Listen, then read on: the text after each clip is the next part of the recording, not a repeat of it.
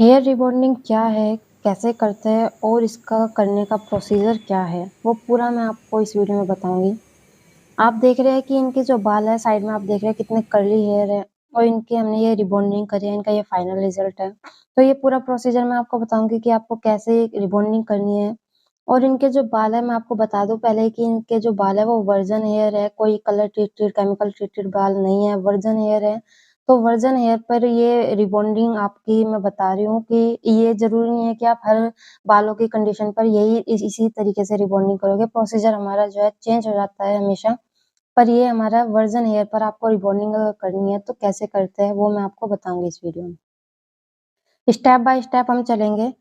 Video में 1-2 चीज़ें जैसे शूट नहीं हो पाई है, पर मैं आपको पूरे अच्छे से बताऊँगी, तो इसलिए वीडियो को कंप्लीट देखना और जो मैं बोल रही हूँ, उस पे ध्यान ज़रूर देना, मैं क्या बोल रही हूँ, ठीक है? तो हम सबसे पहले स्टार्ट करते हैं अपने पहले स्टेप के साथ। पहला स्टेप हमारा होता है हमेशा बालों को वॉश करना। वॉश करना होता है, एक तो है कि नॉर्मल वॉश, पर हम यहाँ पे नॉर्मल वॉश नहीं करते, वॉश हम करते हैं यहाँ पे प्यूरीफाई शैम्पू से या फिर क्लैरिफाई शैम्पू से। प्यूरीफाई, क्लैरिफाई दोनों एक ही शैम्पू होते हैं, इन्हें कोई क्लैरिफाई शैम्पू भी कहते हैं, प्यूरीफाई शैम्पू भी कहता है। तो इससे क्या होता है हमारे नॉर्मल जो शैम्पूज़ होते हैं उसमें हमारा जो बाल है वो इतने अच्छे से क्लीन नहीं हो पाता है, एकदम डीपली क्लीन हमें बालों को करना होता है। जिससे कि जो हम हमारे जो बोन्स होते हैं बालों के, वो हमारे बालों के बोन्स हैं वो टूट जाते हैं और जब हम इन पे एक नई शेप देते हैं, इन्हें एक नया शेप देने की कोशिश करते हैं, प्रोडक्ट्स अप्लाई करते हैं, तो वो हमारा बहुत अच्छे से वर्क करता है। क्योंकि जब तक का आपके बालों पे बोन्स ब्रेक नहीं होंगे, तो आप उन्हें दोबारा रीबॉन्ड नहीं कर पाओगे। आपका नाम है हमारी रीबॉन्डिंग, तो जब तक आपको बालों के बॉन्ड आप ब्रेक नहीं करोगे, बॉन्ड जो है वो खोलोगे नहीं, तो आप जो है नई शेप उन्हें नहीं दे पाओगे। तो इसलिए क्लैरिफ़ाई शैम्पू करना बहुत इम्पोर्टेंट है। बालों को वो 2 बार वॉश कर लो, प्यूरीफाई या क्लैरिफ़ाई शैम्पू से 2 बार वॉश करना है, बहुत अच्छे से और फिर उसके बाद अपने बालों को आप बिल्कुल शैम्पू उसमें से निकाल देंगे और बालों को जो है 80% आप इन्हें ड्राई करोगे, ठीक है?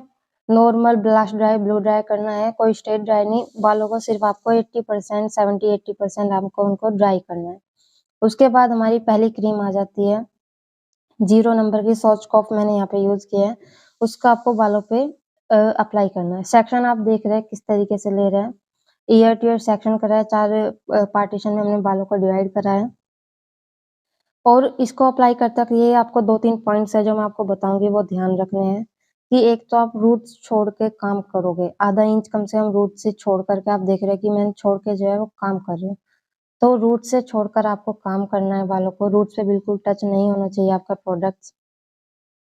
और जो इसकी टाइमिंग का बहुत आपको ध्यान रखना है, इसकी टाइमिंग में क्या है कि आपको जो ये आप अप्लाई एप्लीकेशन का जो आपका काम है, ये आपका 20 से 25 मिनट के अंदर हो जाना चाहिए।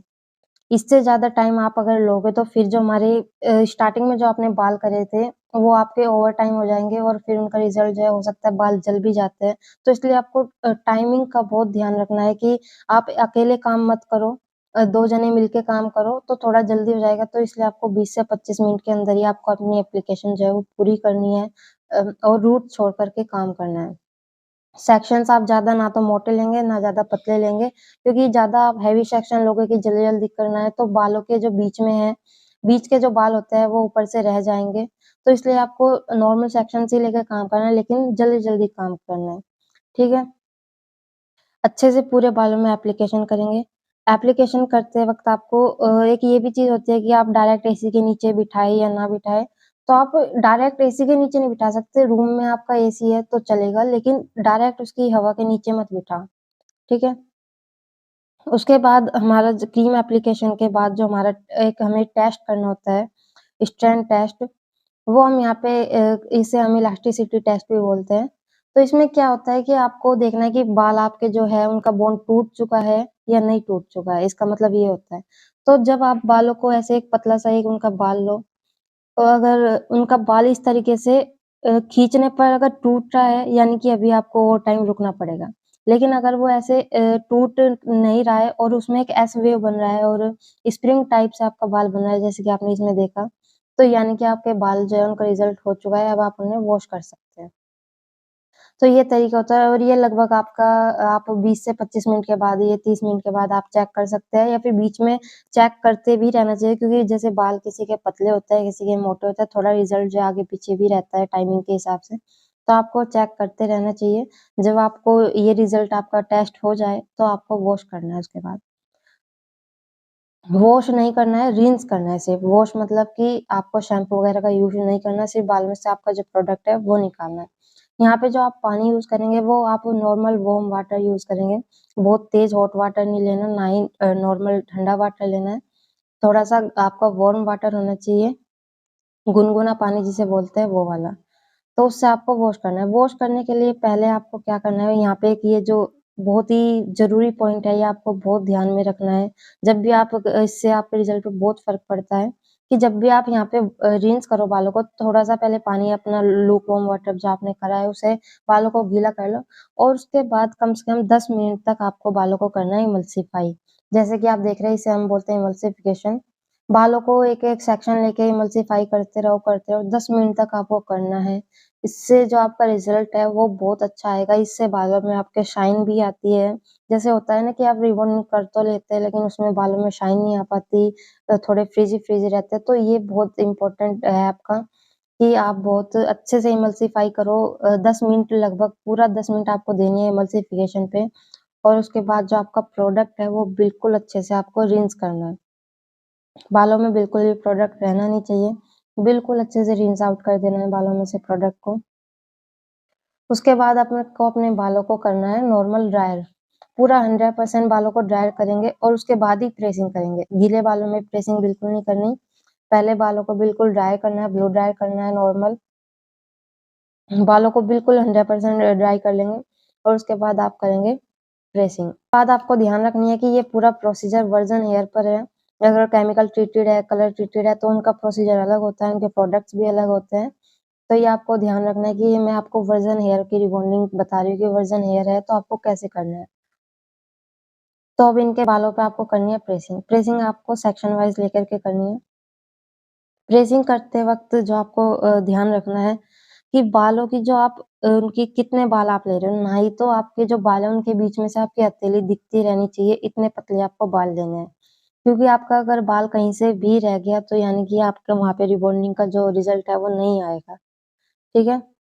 और जो हमारी जो प्रेसिंग है, जो आपको वो रिपीट करनी है, वो करनी है कम से 8 से 10 टाइम आपको 8 टू 10 टाइम्स आपको बार-बार रिपीट करनी है बालों पर। उस 8 से 10 बार ही आपको अपनी रिपीट करनी है, उससे ज़्यादा भी नहीं करनी है, पर इससे कम भी नहीं करनी है। तो आप गिन कर के कर सकते हो स्टार्टिंग में अगर आपको नहीं इतना मतलब आइडिया है, तो लेकिन 8 से 10 बार आपको रिपीटेशन आपकी बार-बार होनी चाहिए। और हमेशा जब भी आप रिबॉन्डिंग में प्रेसिंग करो आयरनिंग करो, तो आपकी जो आयरनिंग होनी चाहिए, आयरनिंग मशीन जो है वो बहुत अच्छी वाली होनी चाहिए, ब्रांडेड होनी चाहिए, क्वालिटी उसकी अच्छी होनी चाहिए। इसकी जो प्लेट्स है वो सिरेमिक प्लेट्स होनी चाहिए, नॉर्मल प्लेट्स नहीं होनी चाहिए। तो ये आपको ध्यान रखना है जब आप रिबॉन्डिंग में अपना आयरनिंग का वर्क करते हो।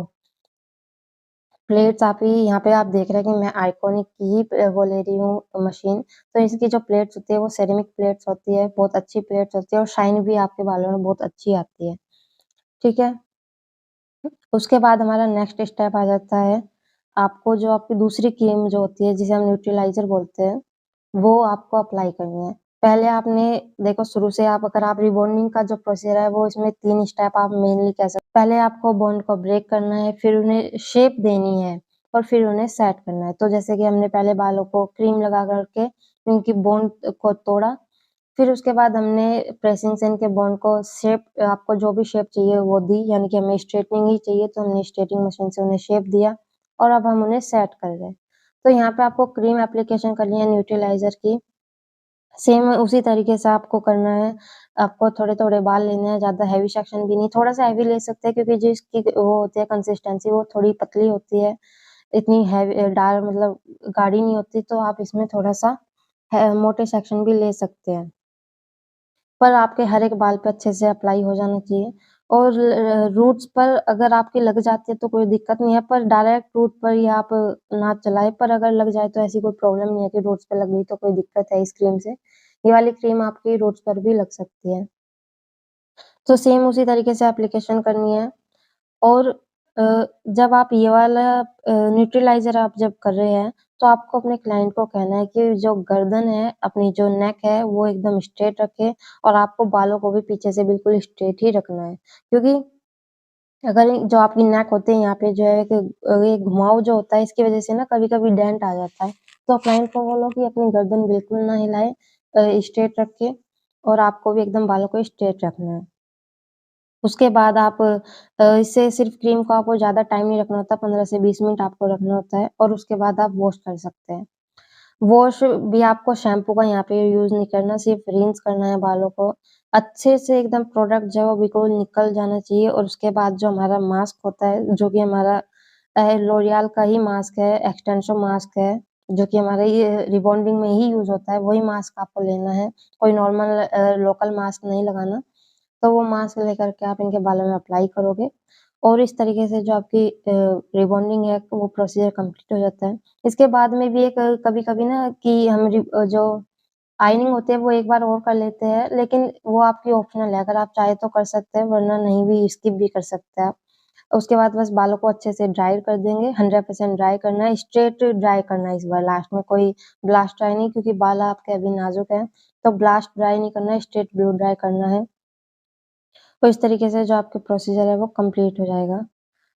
तो आपको ये वीडियो कैसी लगी कमेंट करके ज़रूर बताइए।